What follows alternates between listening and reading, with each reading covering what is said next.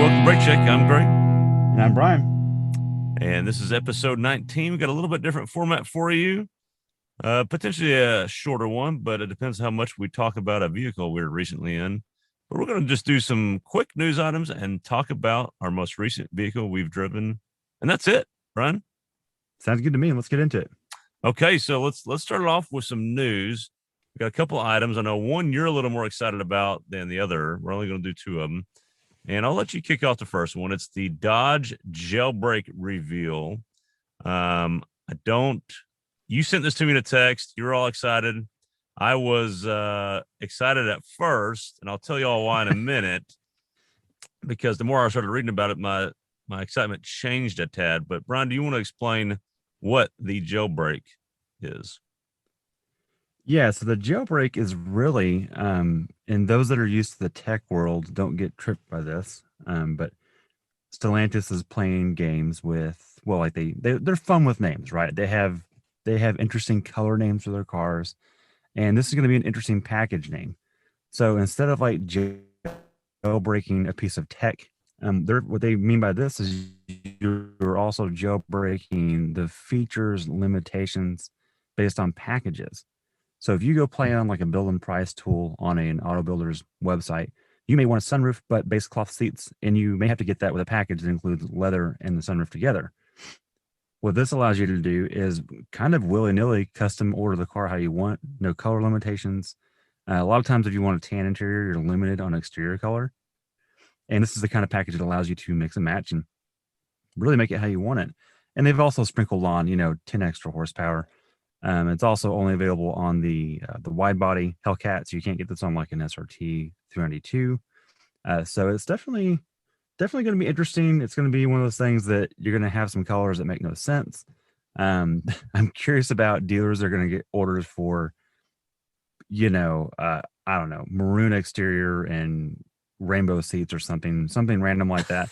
That's going to be interesting. And hopefully they get a deposit on that order. But yeah, I'm glad to see it. I wish more manufacturers did this. I know why they don't do this normally. It's about packaging and about cost control and things like that, and also making cars that people will buy. So Right. Curious to see that. And I'm also curious for Craig to explain why he was a little disappointed in this package. Yeah, and before we get into that, I mean, a little bit more about the actual jailbreak package. So you horsepower bump 10, which puts it up to what? Is that 807 now? Is that I think so, yeah, because it's 797 for the red eyes. Okay. And the option's a $1,000 option basically. And yeah, you can get they even mentioned you can get even the seatbelt colors. You can pick the seatbelt colors. I mean, right. The caliper cool. Colors. I like that. And so, yeah, that's the jailbreak. The jailbreak is the hack of the build and price. You don't, like you said, you can get whatever you want. Basically, you can build a custom car. I thought jailbreak, I was all excited because I was like, every time we get a car, we talk about this. The recent thing we've been talking about lately is driving behind a paywall. And yes. Because either the tune or we get all these digital displays, but you can't position things the way you really want, or settings in the car, or light settings, or so many different settings that seem like they should be configurable are not, or restricted. And so I thought jailbreak meant they're taking all that off and you've got complete customization of things that should be customizable but aren't. And so that's why I was a little less, oh, okay. So basically what happened here is I sent you the link and you didn't read it. Maybe. You just saw the headline and you're like, oh, great, I can jailbreak this like you used to do on iPhones or Samsung Galaxy phones or whatever. Yeah. Which I take your point, Craig. How many times have I called you in frustration and said, I can't drift this thing because the stability control won't actually shut off? Exactly. And so that's what I was hoping we were getting. Yeah, me too. I do wish that every car had a big red button that said off. Yeah. For traction management stuff, but I get it. There's lawyers involved. There's a lawyer in every car now. Oh, yeah. I get it. Now, something about the jailbreak package, they do have two pre-configured custom packages, which is funny to me because they said, oh, it's jailbroke. But by the way, here's some custom configurations that are already pre-selected if you like to jailbreak, whatever. I'm confused. Is it jailbroken or is it pre-selected? One is the Halloween package, which is like orange and black. And one is the Funky Monkey, which is like or Brass Monkey. It's the bronze looking wheel wheels and green color package. Pretty cool, but I still wish that it doesn't make a lot of sense to me. They're going to say, "Oh, it's jailbroke," but by the way, here's a couple you can do. Right, right. So anyways, fun stuff. I love that Dodge is being does that kind of stuff, and no one else ever even thinks about that. And so they do need to get some kudos. As much as I was a little let down, it's still cool. So Yeah, to for be sure. fair.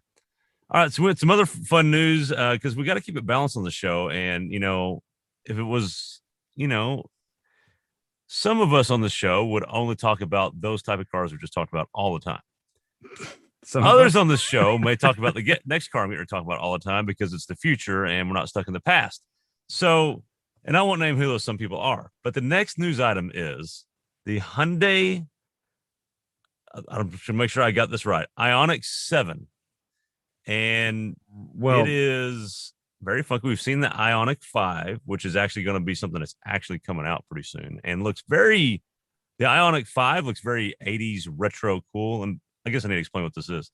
This is a fully electric or BEV battery electric vehicle that Hyundai's releasing. So the Ioniq 5 is their first real one that's not doesn't have a hybrid option. It's just a battery only.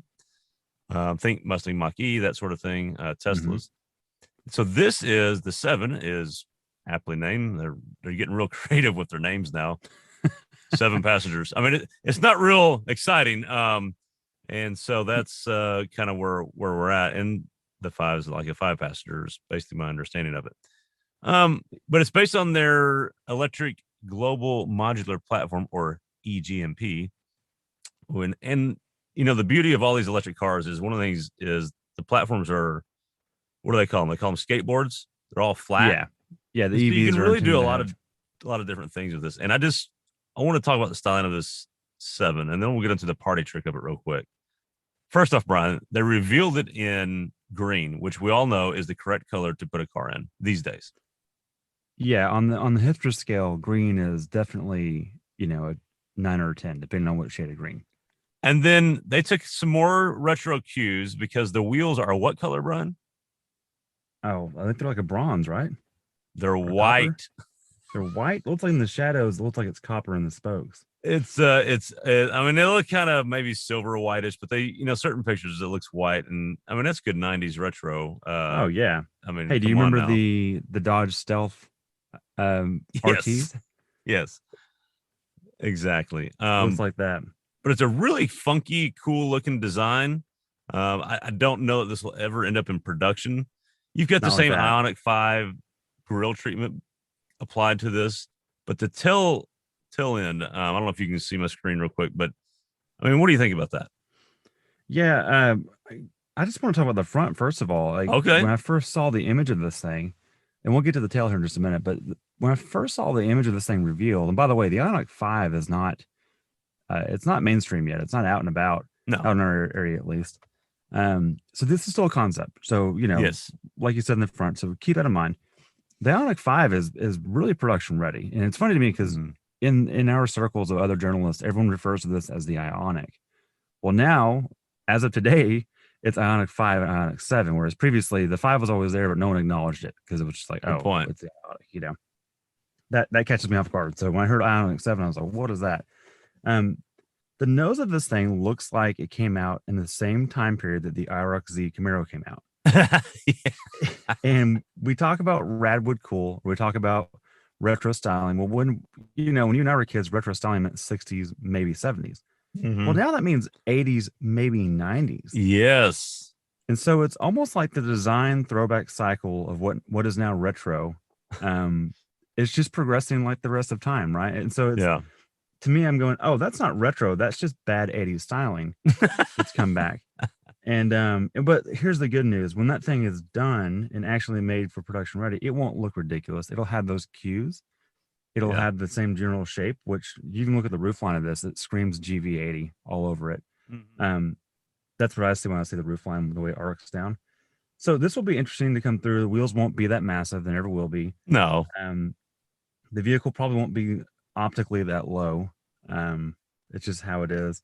But the rear tail light, man, if Hyundai, I got to give Hyundai some credit, Craig. And I think you'll probably agree with this. their LED lighting treatment packages on even their current Mhm. cars are just they push that limit way more than their competitors do. And what we're looking at here with the Onyx 5 and 7 is the next version of them pushing the limit. So I would not be surprised if they have a taillight that looks similar to that and that Yeah. kind of dot matrix looking Right. Right. design.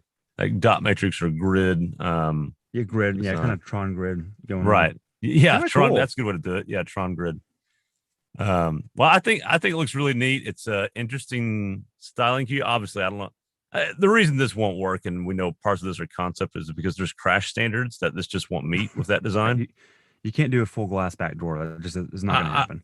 I will say this though. This is closer to production ready than the Tesla Cybertruck. I don't know how that thing's ever going to pass any crash standards. So, Well, I um, don't want to get bogged down in Tesla land, but the Cybertruck has so many creases in it. It's just not cost effective. That'll never get made with no. any type of profit for less than 150 or $200,000. Well, It's just it won't be. It won't get made in anywhere close. Well, they may make it close to the way it looks, but it's not going to be not near as close as people want it to be, and no. then it won't be as cool. And so, interesting. This has a better Well, and that's why shot. we haven't seen it yet. The other cue, you can tell that it's a concept car. It doesn't have side mirrors. I mean, like you have to have those, so that's a Yeah, thing. gotta have those guys. Yeah, Yeah, but or door handles that helps too, or but at least yeah, a place to put your hand. Yeah, I know the Mach-E has been tricky with their door handle situation, but Mhm. this concept is just smooth all the way down. That's not going to happen. So But I will say, I don't think it's that far off from potentially being close to something like this. I think they could pull something close to yeah, this off until we get to the party trick yeah. of this thing. And Oh, that is, Brian, the interior. So you get into the interior, there's a big side door that does the clamshell thing. You got a big door and a small right. clamshell on the passenger side. Very Blade Runner. And obviously there's no steering wheel controls. That's the other reason you know it's a concept car. And Right. here's the other reason you know it's a concept car, because inside this interior, Brian, can you there is a L-shaped lounge chair. Yeah, there's like a buffet going Um, on in the back. yeah, and Minus the it is table. quite impressive. I the seats also, kind of swivel, the two front seats, and then in the back there's like this L-shaped couch-like thing. Again, I don't know how any side impact crash will survive that if you're sitting sideways in the car. So we know that's not going to happen, but it's really, you got to admit, tell me that's not cool looking and a neat looking place to be. Look, let me tell you, the whole point of a concept car is to people's thoughts and ideas around a product and get people excited about it. And look, Mhm. that's what a concept car should be doing, and this thing's doing a great job at it. Because I look at this interior and I go, yeah, there's no seatbelts in there. This will never happen. And by the way, there's no steering wheel, so that means it has to be AI. It has to be, autonomous driving, which that won't happen anytime soon either. So this is just a great pie in the sky. But man, it's cool. I will say the styling cues will end up on a future electric 3-row SUV from Hyundai, and like the flat top fenders, the way the wheel Yeah. arc doesn't arch all the way over as a flat top section, that'll happen. And Mhm. cues from the grill will happen. I'm excited about it. I think it's an interesting direction from their Mhm. design team. And here's the neat thing about it is they talk about the actual powertrain underneath it, and that's the part that will happen. Right. It's got a targeted range of 300 miles with a 350 kilowatt charger. It can be charged 1080% in 20 minutes, which It's honestly is doable. about the standard and is what Mach-E's are close to doing already. Yeah. Um, so those are realistic numbers, which means that powertrain is already there. But And the by the top way, on top is maybe not there. So right. Yeah. The skateboard works. That's there. And the yeah. good news is that 20-minute charge time, which you experienced when you had the Mach-E, Mm-hmm. you took on your road trip. If you have 7 people in your car and you do a potty break, it's going to take 20 minutes anyways. So that's That's exactly not a right. problem. So maybe the 5 would take less, but the 7, you're gonna, yeah, it's gonna take that long. Right. So, anyways, that's it. Enough of the news. Let's get into the vehicle we were driving, Brian, and that was the 2021 Ford Ranger Lariat Tremor. Tremor. And let's be honest, when we first got this car, we were like, I'm not so sure about this thing. And it's old. It's an old platform that came out in 2011 across the rest of the globe, designed in Australia. We didn't get it till 2019. Everybody complains about it being old. But then you and I drove it, and well, we got some thoughts on it. So I guess we can just dive right into it. Yeah. Look, this is a car. A little background for those that follow our YouTube channel as well. By the way, this review will be up in a couple weeks. Um, I've been bugging Ford for this since May to get this truck in our hands, and it's November, Craig. So it's been a few minutes. And for those that don't know, there's been a this thing called COVID, and there's some vehicle delays, and well, that affects the press fleets too. But awkwardly enough, we finally got it, Craig. And by the time we finally got it, the hype in my mind had kind of died down. I'd almost forgotten we were getting this truck, and I was so excited about it. And the real reason I was so excited about it was because we hadn't driven the Bronco yet in Yeah. May. And at that time, I was like, well, look, this is the most off-road uh, capable or most potential in the Ranger platform, which, by the way, the Bronco is almost the same platform. So I was like, oh, this is a good tell to what we're going to get. Well, we got it backwards. So we got the Bronco first, which we loved, and then we got this. Um, Man, on the first couple of days, I was like, yeah, it's fine. It's agreeable. I was comparing it to the things like the Chevy Colorado ZR2, and the Frontiers and that kind of stuff. Then after Craig, this weird thing happened. After like 2 days, I went, wait a minute. This is so easy to live with. When I park it, I just park it. And then I get out and I walk in. Like I don't have to think, oh, am I in the lines? Because I am every time. And it was comfortable and it wasn't fast, but it had enough power to get around. And then we did a little bit of mild off-roading with it, and it just didn't break a sweat. Now I started to it grew on me a lot. And then we did the trade-off. You took it after that. After I had a couple days and you had a couple days, and then we all of a sudden it hit us at the same time. This thing's great. We love this little truck. Right.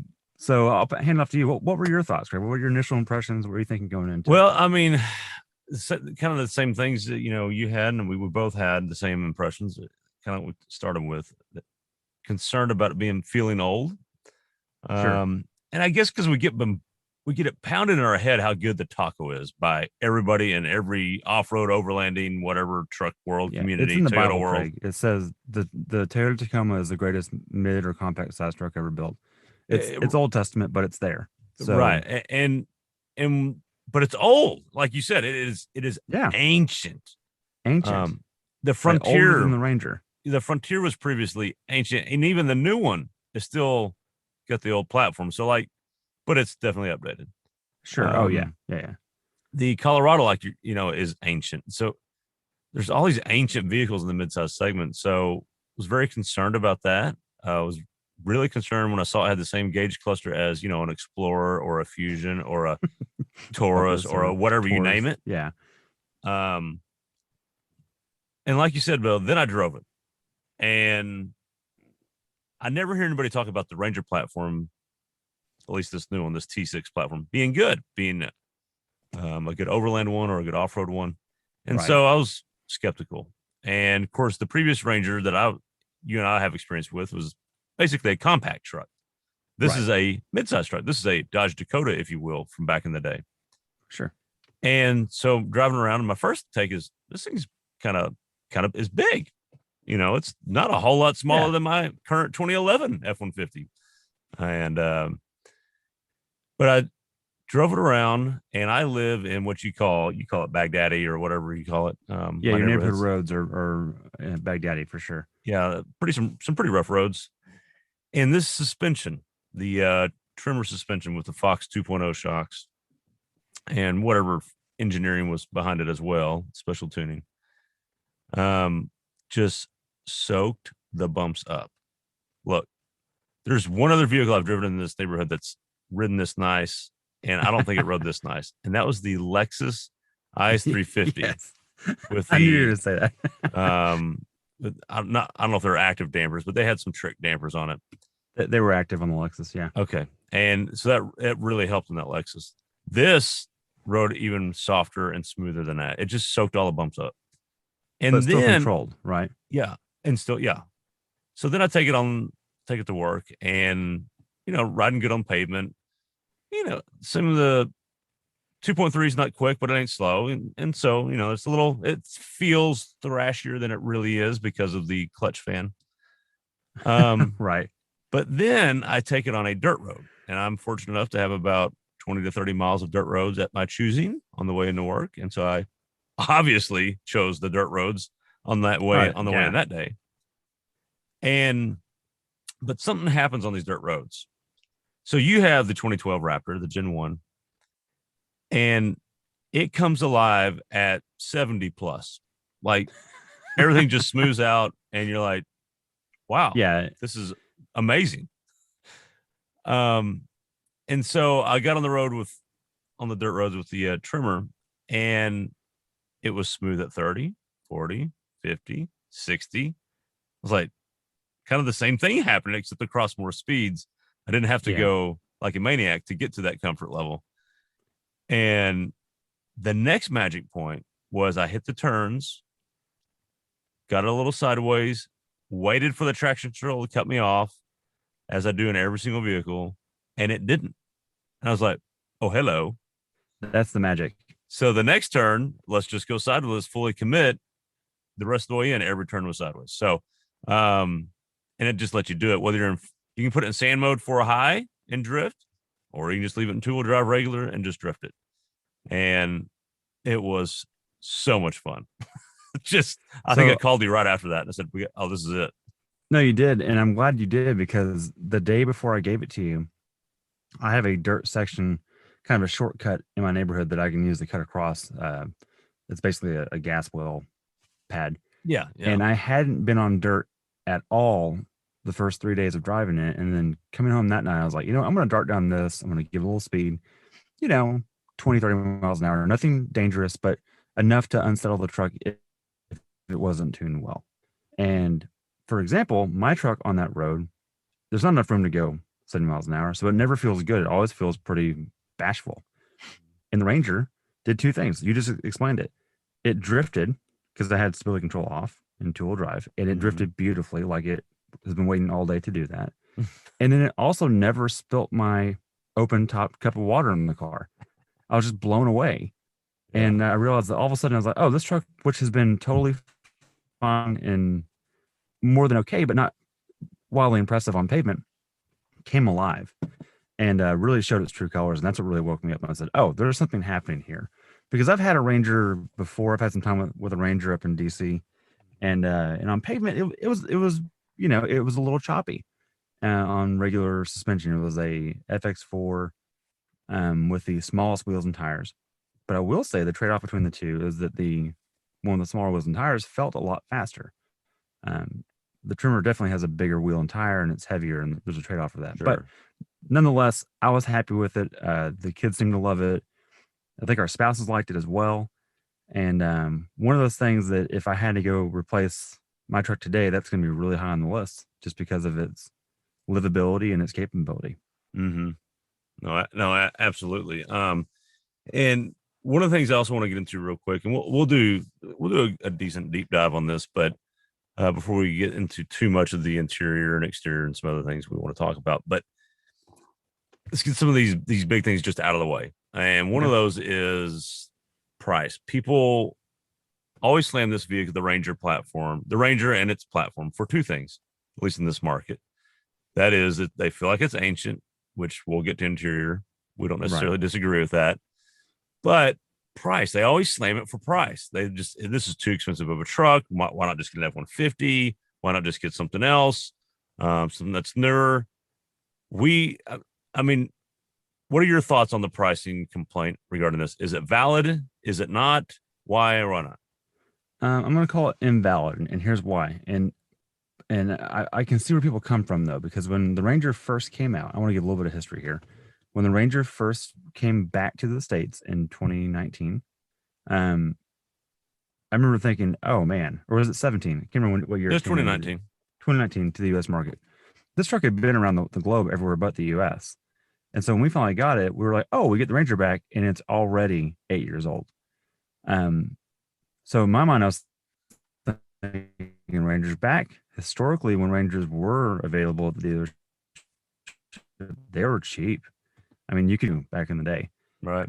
When 150s were 35 plus. So, there's a big variance there. In 19, when this thing came out, 150s were actually cheaper than they are now. And so when it first came out, the gap between the Ranger and the 150 wasn't as big as it is today. And so I get the argument of going, well, I can just get a full size for this money. And that's what we hear all the time. Mm-hmm. But weirdly enough, if you're looking at Tacomas or Frontiers, and a lot of this is because people are just Japanese car fans and they're They're convinced they'll last longer and everything else. Which is not that they won't last long, but it's assuming that the American counterpart will not last long, which, Right. as you and I keep driving these things, that's just not true. Cars are quite reliable these days. Right. Point being, the 150 has gotten very expensive. We've had 3 this year, and they've all been 70 grand. Right. And this one was 47, this Ranger, which is, and I'll be candid, that's too much for a midsize truck. But then I go look at the competition, and it's cheaper than the competition. Right. If you load out a Tacoma to the same level that this is at, it's over 50. Exactly. And so I'm going, well, this argument is not true. And so I looked at something else, Craig. I looked at resale value. Glad you're bringing this up. Yeah, this is kind of a big deal because everyone goes, like, get the Toyota because it'll last forever. Oh, and by the way, when you sell it, you'll get more money out of it. So it's kind of counterproductive. It's like, it'll last forever, but also because we know you won't keep it forever anyways, when you do sell it, you'll get more of that back. I'm here to tell you, Craig, if I were to buy a Ranger today, I'd buy it brand new because the used ones are sometimes just as expensive or more than the brand new ones. So the Ranger's holding their value incredibly well. In fact, from what I can tell in the market, in the, say, 5 years or less old market of the midsize trucks, it's holding on better than the Frontier, holding on better than the Colorado, and right there with the Tacoma, I think. So it's shocking how much it's holding to value. In fact, it's frustrating because I want to look it up in my mind and go, oh, I can get a good Ranger 4-wheel drive for 25 grand. That's just not happening. Right. Yeah, no, and I'm glad you brought that up because it actually recently, the first quarter of this year, it won from Kelly Blue Book, the lowest cost to own among mid-sized pickup trucks, the Ford Ranger. Wow. That means it beat out the Tacoma. Yeah, predicted 5-year cost to own compared to segment average, $2,300 less than the rest of the segment. And so, yeah, so the price thing, I'm with you. The price thing is just a misnomer. And what kills me, like you're saying, you start comparing to the competition, you got to compare. One of the things we've learned as we've been reviewing cars is people are bad about comparing models and not specs of the models to similar specs. So, for example, we had a Trail Boss not too long ago, and it was a custom Trail Boss, not a Trail Boss LT. And there's a wild price difference. And that's because of the spec of custom versus LT. Right. But people saw Trail Boss and thought, oh, that thing's going to be an expensive truck. And it really wasn't because it didn't have a lot of options on it. And so this is what's happening with the Ranger a lot. They're comparing everything in the press fleets are the Ranger Lariats mostly. Right. And so that's the top trim. Yeah, and they're comparing that to a 40, no matter what. Yeah. And they're comparing that to a Tacoma SR5 or a F-150 XL or XLT. And they're like, this thing's pricey. I'm like, right. But if you get an F-150 Lariat, you're $10,000 more. Or 20. Or 20. Yeah. The way that Ford does their packaging, and back to our jailbreak conversation a minute ago, if you get a 150 and you want the premium headlights, you have to get the sunroof, you have to get the center console, all these different things. And that package is like 8 or 9 grand on top of the trim level that you've already bought into. So if you go get a mid-level Lariat, it's going to be 15 more than an XLT F-150. So, like, I'm really glad you brought this up, Craig, because, you know, let's just stick with the Tremor. The Tremor starts out at 42 in the Ranger, and the Tremor package in the 150 starts at 53. Right. So right out of the gate, it is $11,000 cheaper. Right. So don't look at that and go, well, the XL is 41 as well. And to be fair, the maxed out Ranger Tremor, the Lariat, is what we had. It's 47. Right. Versus a maxed out F-150 Tremor is what, pushing 70? Oh, over 70. Yeah. So, and it's just not the same deal. I mean, you're talking almost $20,000 more potentially. That's a Ford Maverick in variance in price. So that's how far off they are. You know? I agree. It's expensive, but vehicles are just expensive in general. So, it's all relative too, but it's life. You know, a Colorado ZR2 is going to be right there at the same price, and it's just as ancient. Sure. I'm sure you could argue, you know, front lockers and that sort of thing, but it also quickly jumps over the same 42,000 price point. So, you know, it's right in the ballpark. It's not overpriced, especially when you, like you say, consider the resale. It's maybe even a value. So, Well, and resale is valid. If you don't plan on keeping the car forever, you go, it's not about okay, so how many people do you know that just write a check for the full price of a car? not very many. Not very many, right? I mean, there's a few out there, but by and large, you go buy a car, you're going to finance it. And so what you really need to look at is how long do I keep cars and how am I going to keep this one? Let's Mm-hmm. just call it 5 years. So you're going to, maybe even not that long. Look, if you're me, it's 2 years. So when I go to look and buy a car, I don't go, what's the total price on the car? That doesn't matter so much. I look at what's the monthly payment and what is sustainable for me and responsible for me. And also, what's it going to be worth in 2 years when I flip the thing? So really, I'm only paying the depreciation on the vehicle for 2 years. You're not paying Right. $50,000 for a car. You're paying for $4,000 of depreciation over 2 years. Right. So you put it in that perspective, compact cars depreciate that much too. So it's like, Yeah. you're almost better off buying the more expensive car that depreciates slower than you are There's an buying the argument to cheapest be car at made the for that. time. Absolutely. Yeah, absolutely. Now, also, don't trust us for any financial advice. But Oh, that's just right. These are just our cases. Please don't copy us. yeah. We're not Okay, so the let's best dig into example. that next thing is a little bit controversial, and that is the interior. And I'm going to let you speak on this because you had in our video, this was kind of your portion. And Yeah. what were your thoughts on the interior? Is it really as old as everybody's making it out to be? Is it really that horrendous, or is it maybe a little bit of both? Of it's not so bad and it is that horrendous. Um, Here's the deal. Is it that old? Yes, it is. Is it that horrendous? No, it's not. Um, Look, it's a 10-year-old interior. The Colorado came out back to the US market in 2015 with a brand new interior at the time. And that interior still exists today as well. So they both have old interiors. The only difference is that the Ford's interior is actually 5 years older, 4 years older, and it feels newer than the GM interior. Right. So for point of reference, it comes from that Euro generation of Ford where there's a lot of Ford of Europe was designing a lot of interior features Mm-hmm. and look, it's more pleasing to the eye to me than the Mm-hmm. Colorado because the Colorado to me is the main competition. I didn't even look at the Japanese competitors in this mindset, Fair enough. um, Yeah. just because these two are so head to head in our market, and whether it be fleet sales or whether it be individuals, they're trading punches. The interior of the Colorado looks more boring, but it does feel more refined. It does feel 4 years newer. There's a little less MVH involved, and I do think the Colorado's interior is a little bit quieter, less wind noise, less road noise, that kind of stuff. Mm-hmm. But that being said, the Ranger's not bad by any means. In fact, I felt like I was right at home in a early 20 teens Ford product. And that's when you can go buy a Focus ST or Fiesta ST off the lot. That was a good time. The Coyote Mustang had just come out. Um, Ford and Volvo had birthed the Ford Explorer.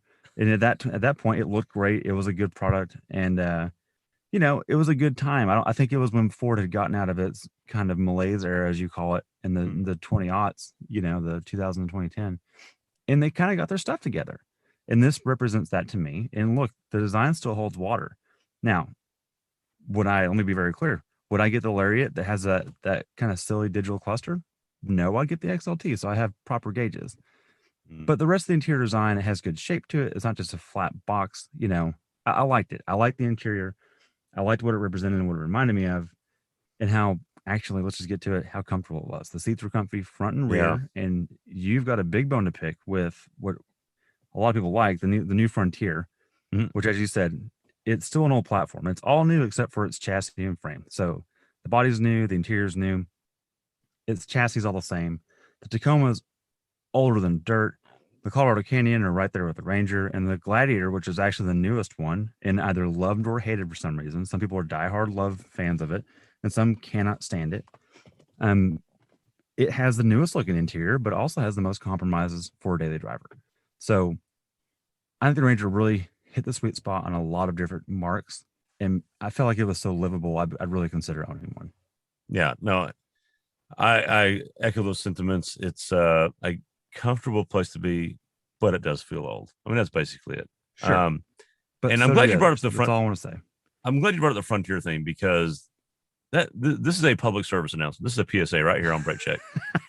You're going to hear a lot of good things about the Frontier, and there's a lot of things to like about the Frontier. I'm not going to argue those, But there We is have a full review on that. You can go check it out right now. yes, there is a glaring oversight in the back seat of that thing, and and it is hard to find this information in any review.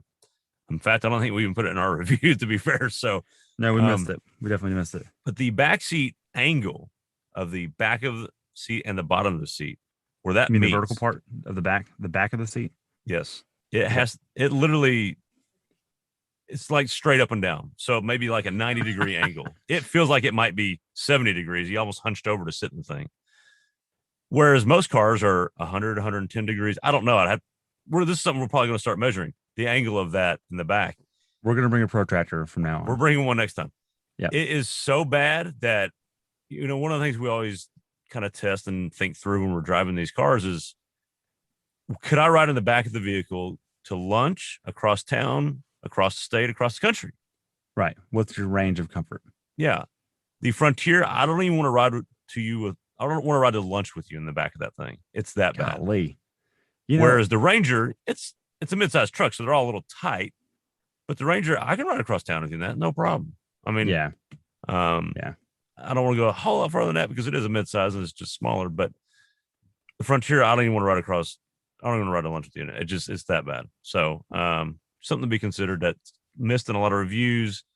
And I know that's not what those vehicles are made for, but again, they're crew cabs and there's a backseat for a reason. So I think that needs to be checked out. Otherwise, why not just get the extended cab, but which no one makes anymore anyways. So this cracks me up. I'm glad you brought this up because I think if we had to, I think you probably agree with this. Of the two of us, I'm usually the one that finds something and then just won't let it go. I wouldn't get it because of this, fill in the blank. And one of mine is like sunroofs and full size trucks that eat into headroom in the second row. They're all guilty of it. I wanted to pick on the Tundra super big on this, on the new Tundra, which it is a problem back there.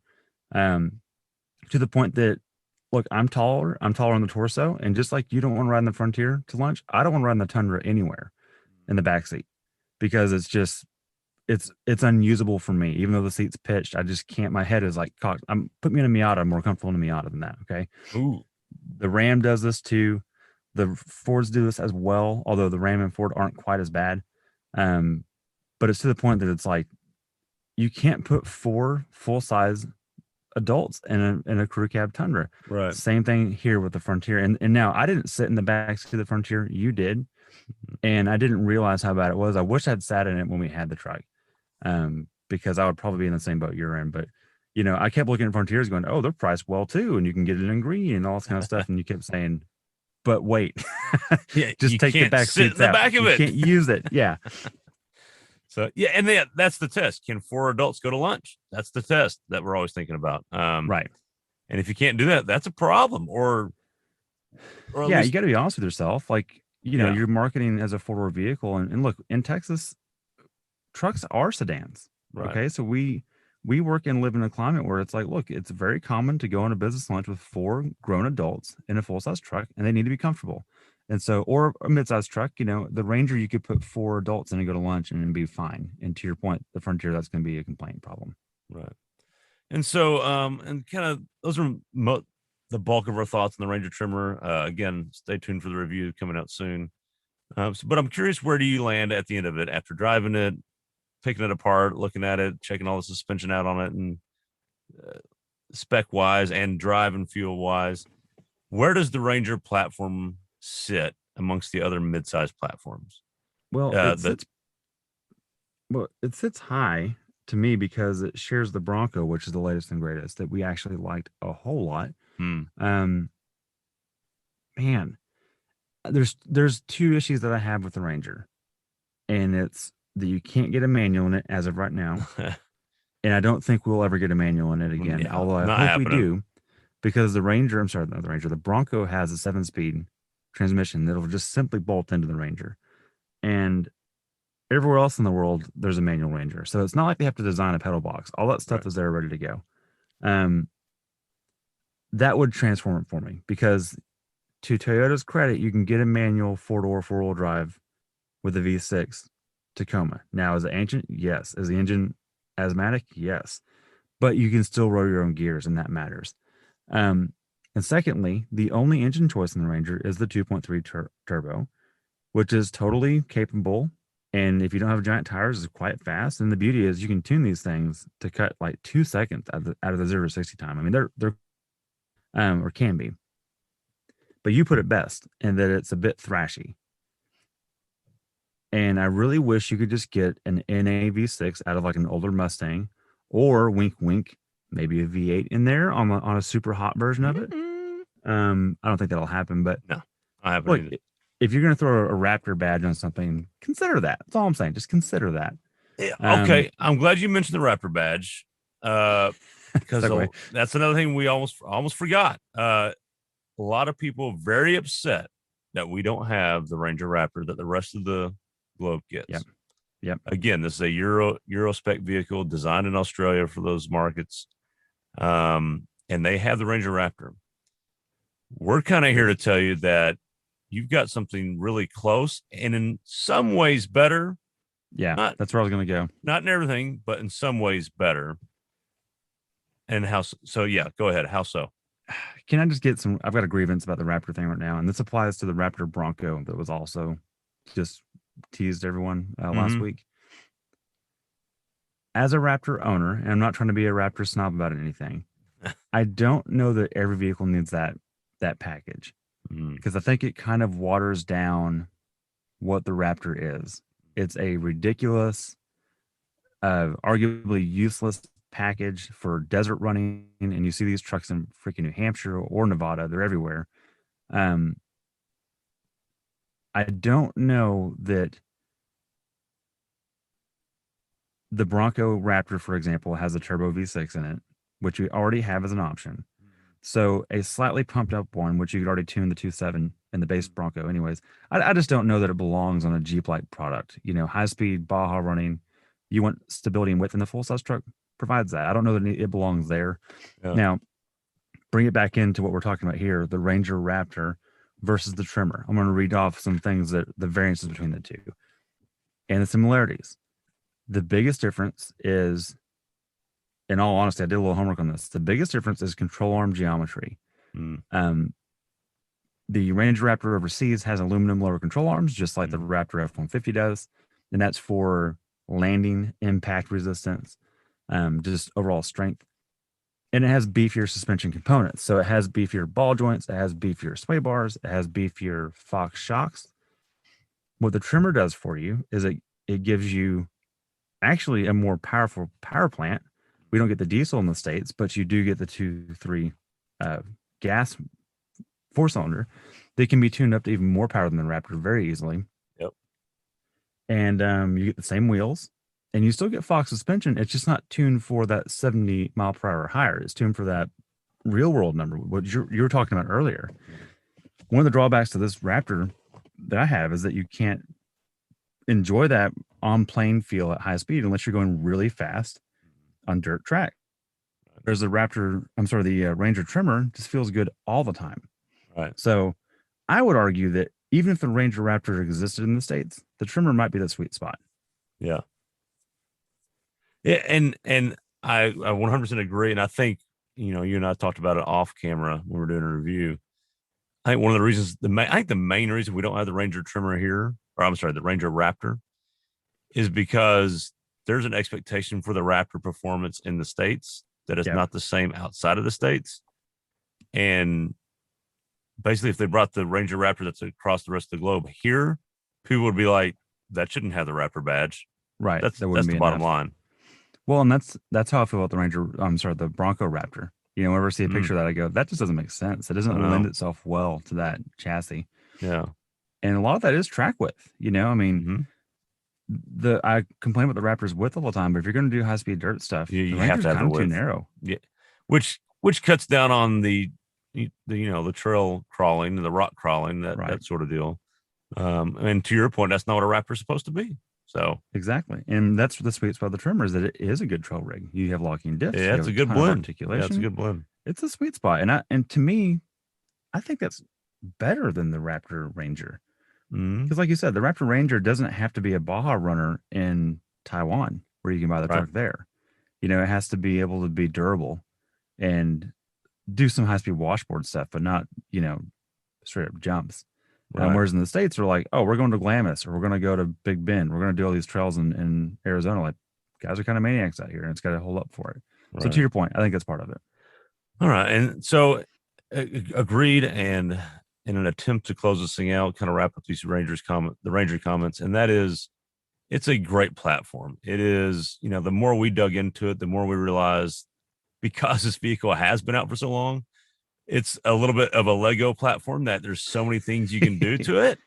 If you want a blow off valve, you want an engine cover, you want a blue tow hook, a red tow hook, you want skid plates, I mean, there's so many things you can build onto this platform because the truck has been around for a long time, just like the tacos and the other platforms out there that everybody always praises. Right. The Ranger gets skipped over. I think the Ranger's party trick is the payload. And we didn't really talk about that yet, but it maintain all these things that it's doing, whereas all the other platforms lose payload. There's kind of a sweet spot in the overland community of 1,500 pounds of payload. And this is just under that. It's almost right there. And nothing else in the segment gets close to that. They're all around 1,100 or 1,200, maybe 900. This is 1,440, I think our vehicle was. Yep. And to have that with interior features too. Yeah, to have that and the ride, this is a platform, and this is how we wrapped up basically the video. And you stay tuned, of course, watch everything on there, but don't sleep on this platform. It's it needs to be in the discussion of the taco platform. It's as good or better. You just wrapped it up really well, Craig. I left our time with that truck being frustrated that we hadn't given it credit previously. Yeah, because the entire off-road and overland community says, oh, get the Tacoma, get the Tacoma, get the Tacoma. And part of this is Top Gear's fault for the Hilux videos and all that stuff. Yeah.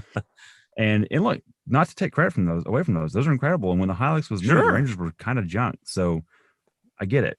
But the Ranger's been available in the US for a couple of years, and I have not heard of any glaring problems on it. None. They're not blowing up left and right. And the payload thing, look, the Raptor doesn't have that payload. The Power Wagon 2500 Ram doesn't have that payload rating. Right. And so, for a trail rig to fit on tight trails and go overland in the rooftop tent and the fridge on board and all the stuff, the outdoorsy stuff. And your dog. Perfect. Don't forget your dog. Oh, and the dog. Maybe multiple dogs. You never know. And your plaid supply. But that's the beauty of it. It nails that. And I love the Lego-ness of it. Because it is old Ford tech, you can still tune it. You can still turn the stability control off and have fun with it and not be shut down. All the modern stuff, all the latest stuff, you can barely turn traction control off. So I do like that about it, and makes me really want to consider one. Agreed. And bonus tidbit: the Hilux that everybody gets excited about on that Top Gear video is not the same thing as the Tacoma. Those are two different platforms. Nope. The Tacoma platform here is way more ancient and narrower and not as strong. And so I think people miss that a lot, and kind of annoys me. Just want to say. So yeah, it's a misunderstanding. And by the way, that Hilux is not available in the States either. So right. So with that, Brian, fun episode. We did a deeper dive than we normally do on vehicles, but there's a lot to talk about on that, and we just couldn't fit it all into the video. So we had to have an outlet. And so hopefully you enjoyed it here on this podcast. And with that, Brian, tell the viewers, not listeners, where they should go. Oh, yeah. First of all, thanks for watching this podcast, and go to BrakeCheckShow.com to find all of our stuff there, including that coming Tremor Ranger review. All right. There we go. Got a wrap. Thank you.